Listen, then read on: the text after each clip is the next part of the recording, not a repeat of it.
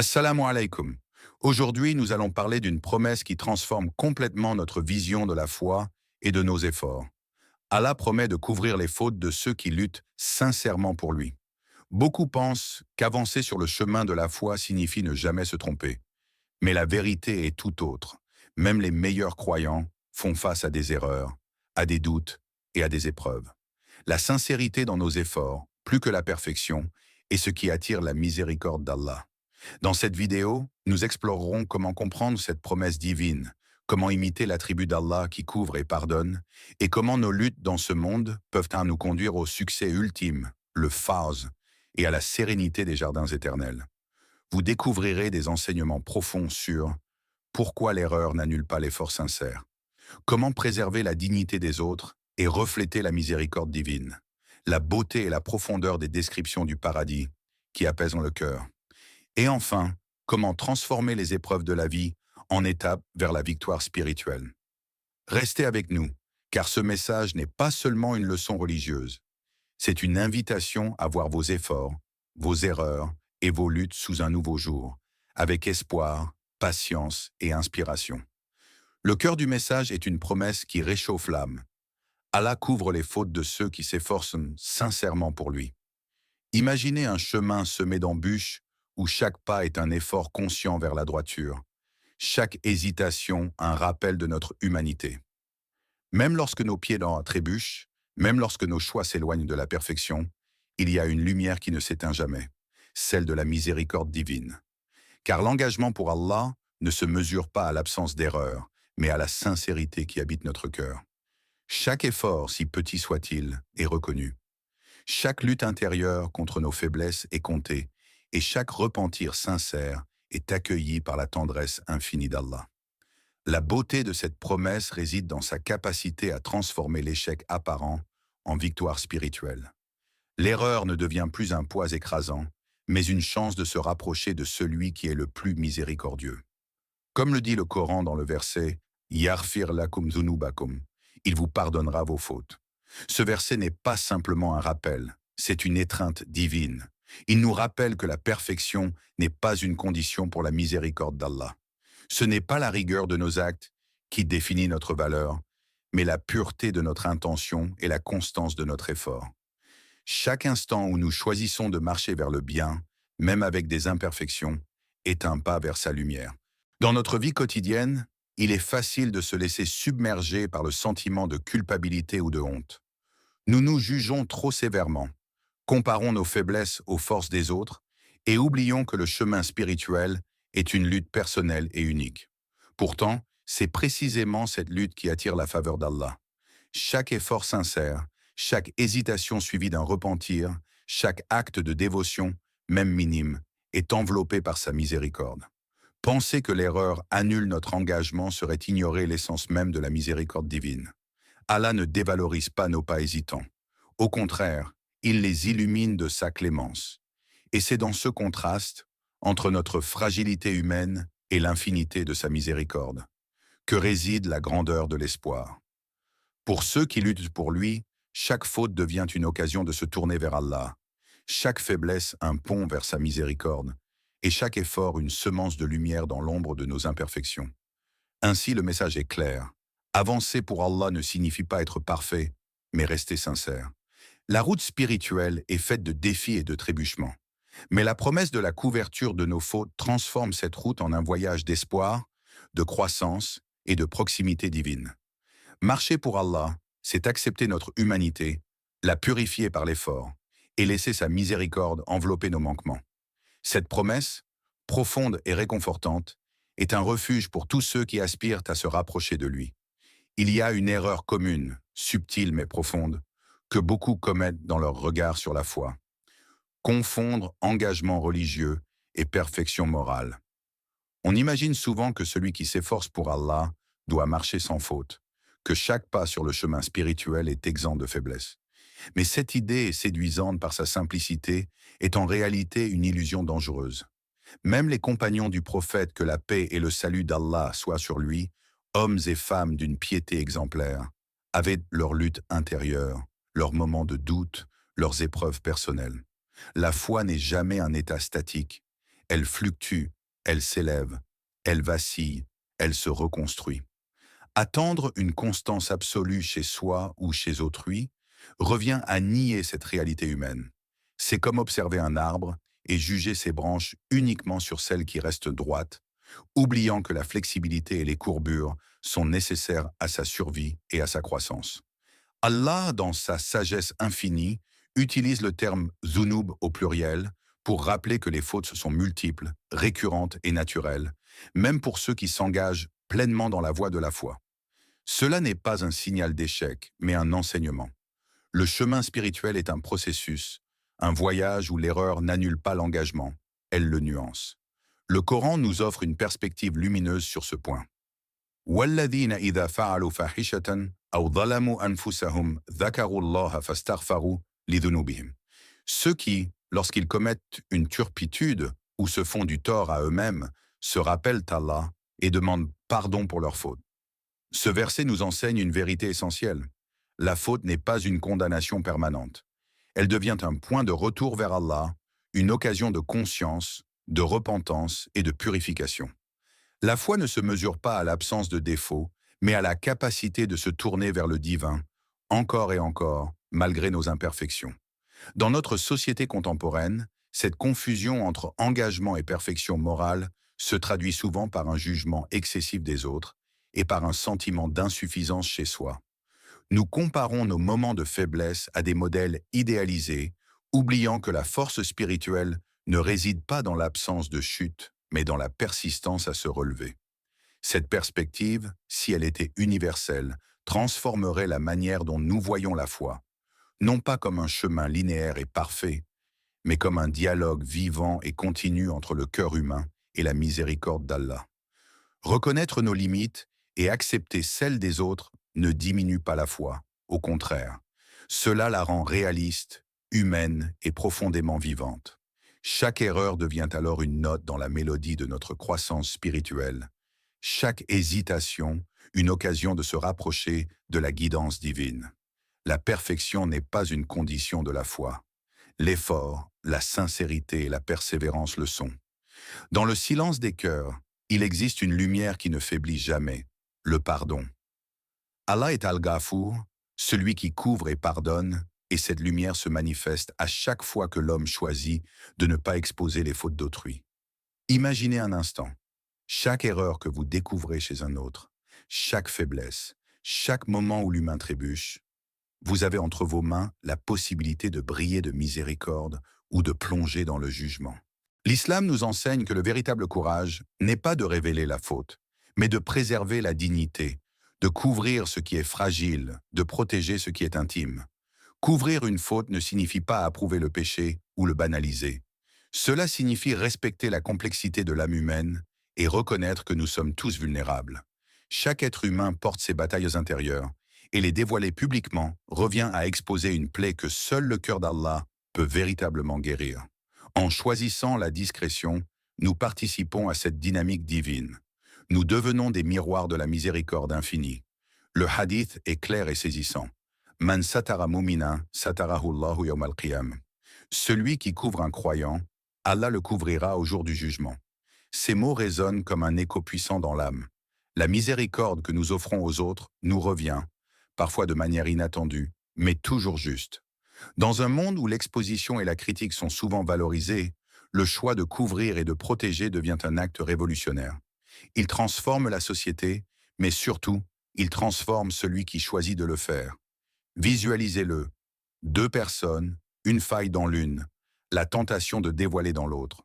Le simple geste de silence, de retenue, devient une semence de lumière. Cette semence n'est pas seulement pour l'autre, elle est pour vous.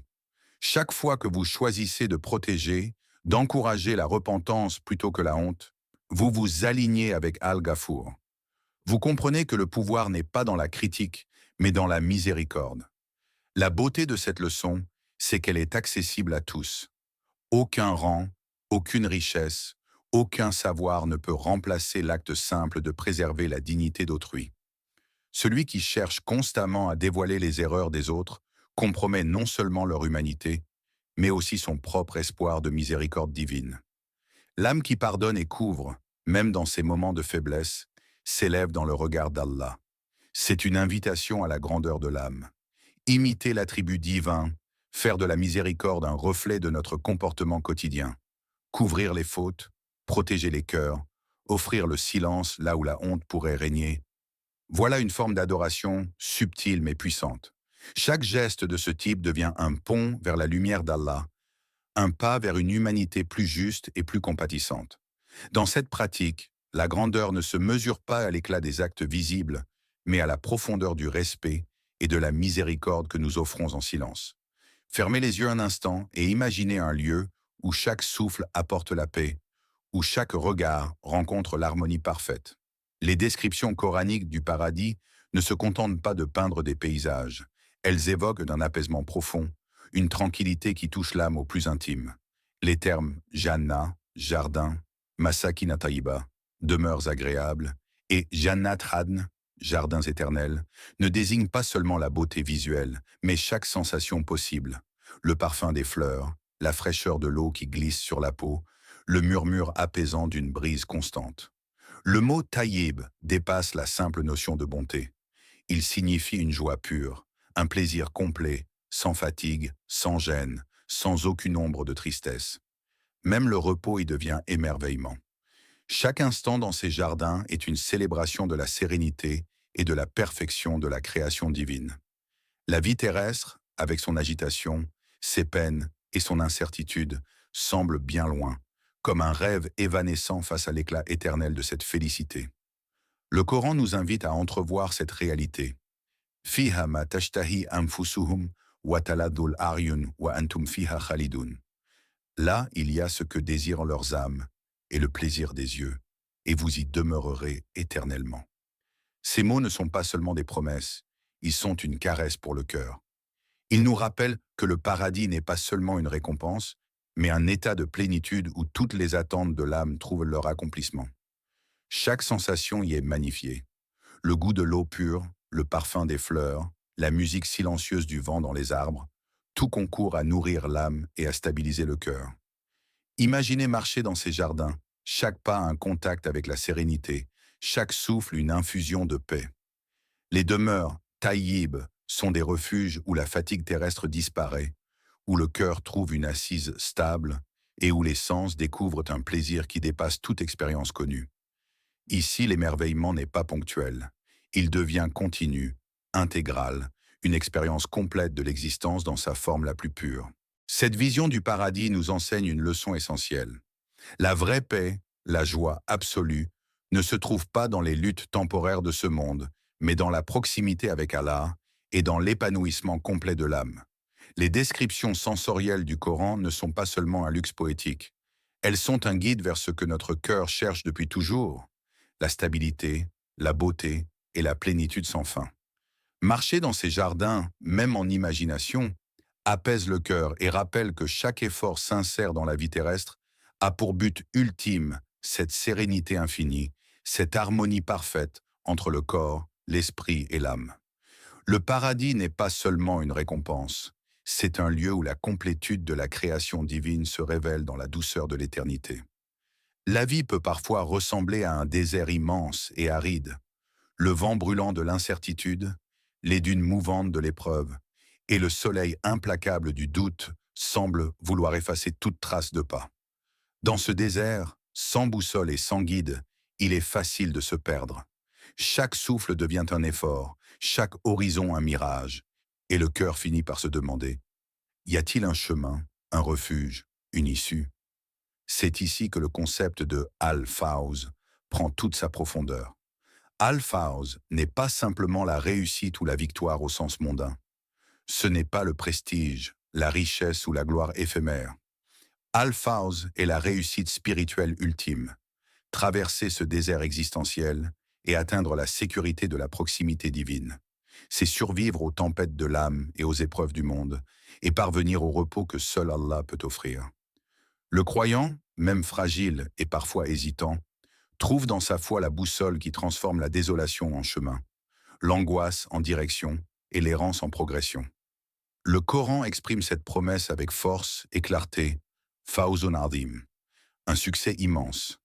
Ces mots sont simples, mais leur portée est infinie. Ils ne parlent pas de la satisfaction fugace de ce monde, mais de la délivrance absolue, de la lumière après l'obscurité, de la sécurité après le péril. Chaque épreuve traversée, chaque moment de solitude et de lutte dans le désert de la vie devient un pas vers ce succès. L'âme qui persévère, même lorsqu'elle chancelle, avance inexorablement vers la promesse divine.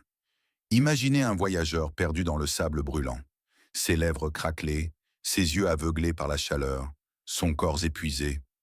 Et pourtant, à chaque pas, il garde un regard tourné vers l'oasis qu'il sait exister. La foi est cette vision de l'oasis, ce rappel que le chemin, bien que difficile, mène à une sécurité, une paix et une plénitude que rien d'autre ne peut offrir. L'effort du croyant, chaque prière, chaque acte de patience, chaque repentir sincère, est comme un pas vers cette oasis promise. La beauté de Al-Fawz est qu'il transforme la perception de la difficulté. Ce qui semblait être une souffrance insurmontable devient un signe de progression. Chaque tempête, chaque sable qui brûle sous les pieds, chaque nuit glaciale dans le désert de l'âme est un témoignage de la persévérance. Un rappel que la victoire n'est pas dans la facilité, mais dans la constance de l'effort pour Allah. Ainsi, le désert de la vie, avec ses illusions et ses épreuves, cesse d'être un lieu de désespoir. Il devient un terrain d'apprentissage, un espace sacré où l'âme se forge, où la foi se clarifie, et où le succès ultime, Al-Fawz, se révèle. Celui qui marche avec sincérité et détermination vers Allah ne se perd jamais vraiment. Même au milieu des tempêtes, même lorsque l'horizon semble vide, le croyant sait que la victoire suprême l'attend. Être guidé, sauvé et accueilli par la miséricorde infinie d'Allah. Ô Allah, toi qui es Al-Ghafour, le grand pardonneur, couvre nos fautes comme tu l'as promis, à ceux qui luttent sincèrement pour toi. Que chaque effort que nous accomplissons sur ton chemin, même imparfait, soit reconnu et enveloppé de ta miséricorde. Que notre intention reste pure et notre cœur sincère, et que nos erreurs ne ternissent jamais notre quête vers toi. Protège-nous, Seigneur, de l'arrogance qui éloigne, du jugement qui divise et de la tentation de dévoiler les faiblesses des autres. Apprends-nous à couvrir, à préserver, à encourager et à élever ceux qui nous entourent, comme tu as promis de couvrir nos propres manquements. Que nos paroles et nos actes reflètent la compassion et la bienveillance que tu inspires, afin que nos vies deviennent un miroir de ton attribut de pardon. Accorde-nous, ô Seigneur, la lumière de la sincérité dans chaque effort et la force de persévérer dans nos luttes face aux épreuves. Comme dans le désert de la vie où les difficultés semblent immenses et les horizons incertains, guide-nous vers le Fawz al-Azim, la victoire ultime, ce succès éternel qui ne se mesure pas aux richesses de ce monde, mais à la proximité de ton amour et de ta guidance. Ô Allah, fais que nos cœurs trouvent la paix dans ton chemin, que notre âme goûte la sérénité des jardins éternels, là où tout est taïb, pur, agréable et complet, et où chaque repos est source de joie et d'émerveillement. Transforme nos efforts, nos luttes et nos imperfections en ponts vers ta lumière, et fais de nous des croyants qui espèrent ta miséricorde et la reflètent autour d'eux. Accorde-nous le Fawz al-Azim, Seigneur, et fais-nous entrer, par ta grâce infinie, dans les jardins de la paix, dans les demeures de Taïb, où nos âmes trouveront l'épanouissement et la stabilité que ce monde ne peut offrir. Que cette aspiration guide chacun de nos pas, chacune de nos paroles, chacun de nos actes, jusqu'au jour où nous te rencontrerons dans ta lumière et ta miséricorde. Amen. Si cette vidéo vous a touché ou apporté un éclairage, pensez à laisser un like pour montrer votre soutien. N'hésitez pas à la partager avec vos proches afin que ce message puisse atteindre ceux qui en ont besoin. Et surtout, abonnez-vous à la chaîne pour ne manquer aucune vidéo qui nourrit le cœur et renforce la foi. Chaque geste compte et nous aide à continuer ce chemin ensemble.